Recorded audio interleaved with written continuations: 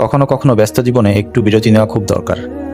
অনেকদিন ধরেই অফিসের কাজের চাপে কোথাও বের হওয়া হচ্ছিল না, তাই আজ ভাবলাম সব ব্যস্ততা থেকে কয়েক ঘন্টার জন্য নিজের শহরেই একটু ঘুরে আসি, মনটাকে একটু রিফ্রেশ করি। আসসালামু আলাইকুম রহমতুল্লাহ। চলুন পৃথিবীর পাতায় আজ আরেকটি সুন্দর গল্প লিখে আসি। আজ আপনাদের নিয়ে চলছি খুলনার একটি খুব পরিচিত অথচ ইতিহাসের আর প্রাকৃতিক সৌন্দর্যে ভরপুর একটি জায়গা, চরেরহাট।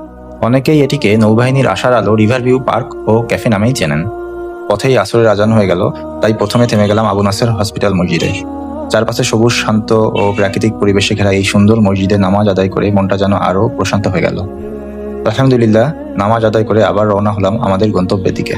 চলুন এবার পৌঁছে যাই আজকের মূল গন্তব্যে। এখানে গাড়ি পার্কিংয়ের সুব্যবস্থা আছে।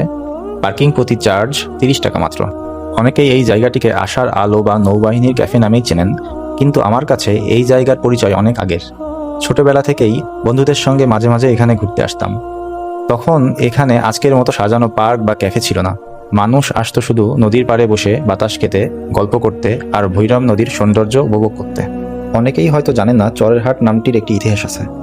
একসময় এই এলাকাটি ছিল ভৈরব নদীর তীরের একটি চর। নদীপথে বিভিন্ন এলাকা থেকে কৃষিপণ্য, মাছ, গবাদি পশু ও অন্যান্য পণ্য নিয়ে ব্যবসায়ীরা এখানে হাট বসাতেন। সেই থেকেই স্থানীয়রা এই জায়গাটির নাম দেন চরেরহাট। যদিও এখন আর সেই হাট নেই, নামটি এখনও টিকে আছে। অনেকেই জানেন না, 1971 সালে মুক্তিযুদ্ধের সময় এই এলাকাতেই চরেরহাট গণহত্যা সংঘটিত হয়েছিল। তবে আমার কাছে এই জায়গার সবচেয়ে বড় আকর্ষণ ক্যাফে নয়, নদীর ওপারের ত্রিমোহনা। ভৈরব নদীর বিস্তীর্ণ জলরাশি, দূরে মিলিয়ে যাওয়া নদীর রেখা, ঠান্ডা বাতাস আর সূর্যাস্তের আলো, সব মিলিয়ে এক অন্যরকম প্রশান্তি।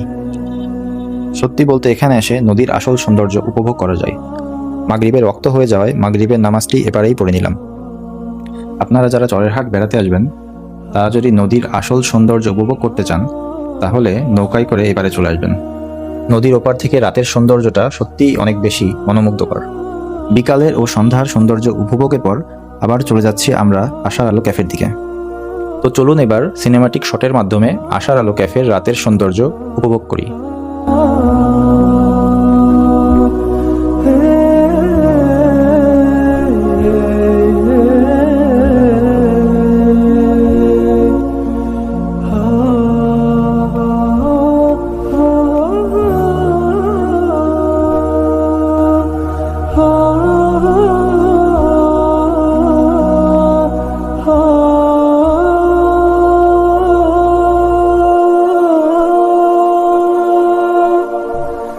এবার চলে এলাম অ্যাঙ্কর রিভার ভিউ ফ্লোটিং রেস্টুরেন্টে।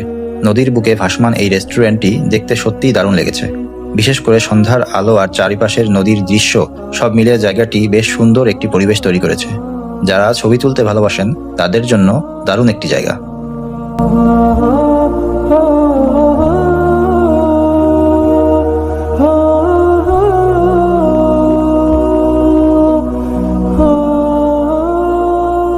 এখানে শুধু খাবারের স্বাদ বোঝার জন্য একটি চিকেন পপকর্ন অর্ডার করলাম।